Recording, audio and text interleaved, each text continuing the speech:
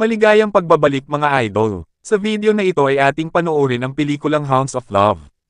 Ito ay kwento ng isang teenager na hindi nakinig sa payo ng kanyang magulang kaya nangyari sa kanya ang hindi niya inaasahan. Ang pelikula ay nagsimula sa Perth, Australia at makikita sina John at Evelyn, isang middle-aged couple na dumudukot ng mga babae para pahirapan at patayin. Makikita din si Vicky Maloney, isang maganda at kaakit-akit na dalaga na nakikipagbuno sa kanyang mga magulang na kamakailan lamang ay naghiwalay. Siya ay nakatira sa kanyang ama na si Trevor, ngunit si Vicky ay nasa kanyang ina na si Maggie tuwing katapusan ng linggo. Habang naghahaponan kasama ang kanyang ina ay nagpaalam si Vicky na aattend sa isang party ngunit hindi siya pinayagan.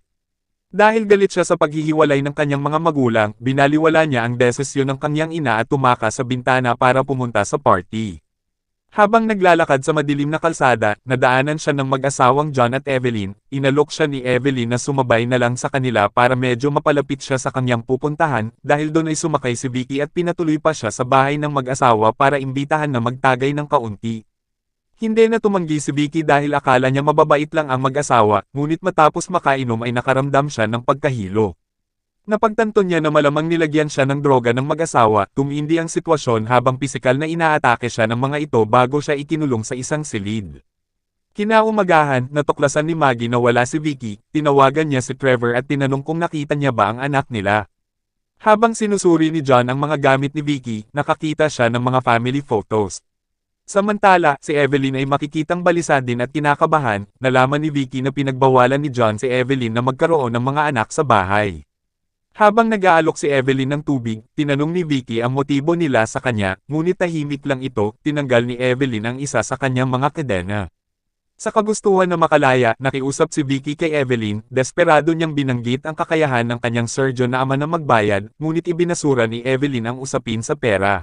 Sinubukan ni Vicky na manipulahin ang sitwasyon sa pamamagitan ng pagtalakay sa mga laruan ng mga bata, ngunit pinangunahan ni Evelyn ang pag-uusap sa pamilya ni Vicky kung bakit naghiwalay ang kanyang mga magulang. Sa banyo, rinig ang malakas na tunog ng eroplano, inisip ni Vicky na malapit lang siya sa airport. Samantala, sa labas ng bahay si John ay nakipag-usap sa dalawang gangster para bayaran ang utang at nangakong babayaran sa loob ng ilang araw. Inutusan ni Evelyn si Vicky na magsulat ng liham para malinlang ang kanyang pamilya, lihim na tiningnan ni Vicky ang isang address na makikita sa isang Christmas card. Habang dinadala ni Evelyn si Vicky sa banyo ay pumasok si John sa bahay upang dalhin si Vicky kasama niya. Ang isipin na sila ay magkasama ay ikinagalit ni Evelyn, sinubukan niyang manigarilyo para pakalmahin ang sarili at hindi magselos. Hindi nagtagal ay naging sobra ang pagkabalisa niya, kaya si Evelyn ay kumatok sa pinto at tinawag si John palabas. Paglabas niya ay mapusok niya itong hinalikan, nang makakita ng pagkakataong makatakas ay sinubukan ni Vicky na tumalon sa bintana. Ngunit nagbago ang isip niya matapos makita ang aso na nakaupo sa labas. Nang magsawa na si John ay itinulak niya si Evelyn palayo. Napansin nilang wala na si Vicky, nagmamadaling lumabas ang mag-asawa. Umahan si Vicky mula sa pinagtataguan niya sa bathtub. At sinusubukan niyang lumabas sa pinto, ngunit naabutan siya ng mga ito habang papalabas, kaya kinaladkad siya pabalik sa kwarto. May kumatok sa kanilang pinto, sumigaw si Vicky para humingi ng tulong, ngunit pinipigilan siya ni John habang si Evelyn ay binuksan ang pinto. At nakita ang kapitbahay na nakarinig ng kaguluhan, sa tingin niya ay nag-aaway na naman ang mag-asawa, sinabi niyang tatawagan niya ang mga pulis, ngunit pinagbantaan siya ni Evelyn ng isang gunting, natakot siya at umalis. Nang kumalma na ang lahat, humingi ng tawad si Evelyn kay John at sinisisi ang sarili sa lahat, muli niyang ipinahayag ang kanyang pagmamahal sa kanya, at natatakot na iwanan siya kung makakatakas si Vicky.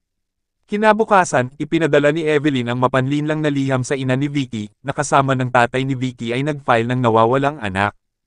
Ang nag-aalangan na pulis na itinuturing itong isang runaway na kaso, nangangako ng aksyon kung hindi siya babalik ng Lunes. Sa bahay, naghalungkat si Maggie sa kwarto ni Vicky at nakita ang sulat sa mailbox. Ang nilalaman nito ay nagdulot sa kanila ng tensyon sa pagitan ni Trevor at Maggie, sinisisi ni Trevor si Maggie sa pagkawala ni Vicky. Nagsusumamo para sa pagkakasundo ngunit siya ay tumanggi, bigong umalis si Trevor na dala ang sulat, si Maggie ay nangangamba para sa kaligtasan ni Vicky, samantala, habang wala si Evelyn ay inabuso ni John si Vicky. Sa pagbabalik ni Evelyn, sinabi ni Vicky ang pag-abuso sa kanya na nagmamanipula kay Evelyn laban kay John. Nakiusap si Vicky na palayain, at nanunumpa na hindi magsusumbong sa pulis. Nananatiling hindi kumbinsido si Evelyn, sa halip ay sinubukan niyang makuha ang pabor ni John sa pamamagitan ng pag-ayos ng makeup ni Vicky. Nang hindi nagtagumpay ay iminungkahi niyang patayin si Vicky, isang panukala na tinanggihan ni John, nagalit si Evelyn at nagbanta na magpapakamatay.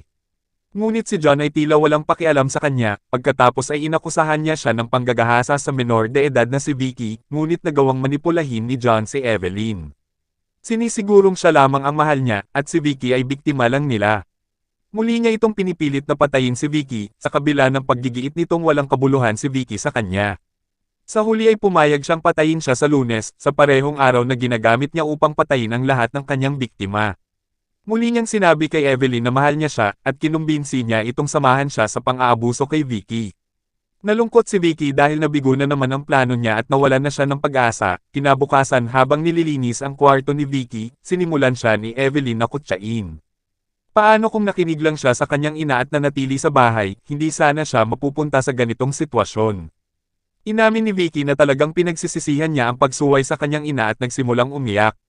Si Evelyn ay nagpumilit na sabihin na ang kanyang ina ay maaaring hindi siya hinahanap. Samantala, mas determinado si Maggie na hanapin ang kanyang anak, habang hinahanap niya ang mga gamit ni Vicky ay nakita niya ang initial ng boyfriend niyang si Jason, na nagpapaalala sa kanya ng hindi pangkaraniwang sulat na natanggap niya sa sulat. Humingi ng tulong sina Maggie Trevor at Jason na ID code ang liham ni Vicky, na natuklasan ang nakatagong address. Sa pagkabihag ni Vicky ay tila bumitiw siya sa kanyang kapalaran na masunurin sa utos ni Evelyn. Gayunpaman ng brutal na inatake ni John ang aso. Si Evelyn ay nakialam upang maging biktima din ng kanyang sarili, nasaksihan ni Vicky ang kalupitan ngunit nananatiling tahimik, hindi siya makapaniwala na pati si Evelyn ay sinasaktan din ni John.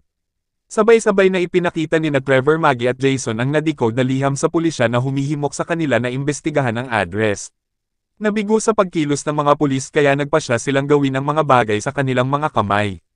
Sa bahay, tumitindi ang tensyon sa mga nangyayari, muli ay pinilit ni Evelyn si Vicky na sumulat ng isang mapanlinlang na liham para sabihing nasa maayos ang lagay niya. Pagkatapos niyang gumawa ng sulat ay pinainom siya ng gamot ni Evelyn. Samantala, bumalik ang mga gangster, at naniningil ng pera kay John. Para hindi makagawa ng ingay si Vicky ay nakaumang ang kutsilyo sa kanyang leeg. Habang kinukuha ni John ang pera sa Christmas card, naalala ni Vicky ang kanyang nabigong pagtatangka na humingi ng tulong. Si Maggie na desperado sa paghahanap sa kapitbahayan ay tinawag si Vicky sa labas, sinubukan ni Vicky na tumugon ngunit pinigilan siya ni Evelyn, habang binabayaran ni John ang gangster narinig ni Vicky ang boses ng kanyang ina. Sa pagnanais na maabot ang kanyang mga magulang ay sinubukan niyang makatakas. Kalaunan ay kinumbinsi ni Trevor si Maggie na wala doon ang hinahanap niya. At bumalik sila sa loob ng kotse, sinubukan ni John na sakalin si Vicky ngunit ngayon ay nagalit na si Evelyn sa kanya at sinaksak siya sa likod. Habang sila ay nagkakagulo, sinubukan ni Vicky na umakyat sa bintana ngunit nakita niya si Evelyn na nakatayo sa labas ng pinto. Tumakbo si Vicky para mahabol ang kanyang mga magulang at nakakagulat na hindi siya pinigilan ni Evelyn. Sa wakas ay nakita ni Maggie ang kanyang sugatan na anak na babae sa pamamagitan ng side mirror, at bumaba sa sasakyan, nagmamadaling iligtas ang kanyang anak, sa huli ay inilayo nila siya sa bangungot na ito. Pasalamat parents sila dahil nakaligtas si Vicky mula sa baliw na mag-asawa. Sana ang kwento ng pelikulang ito ay magsilbing aral sa mga kabataan na laging susunod sa mga payo ng ating mga magulang. At dyan na nagtatapos ang video mga idol. Maraming salamat sa panunood. Hanggang sa muli, goodbye.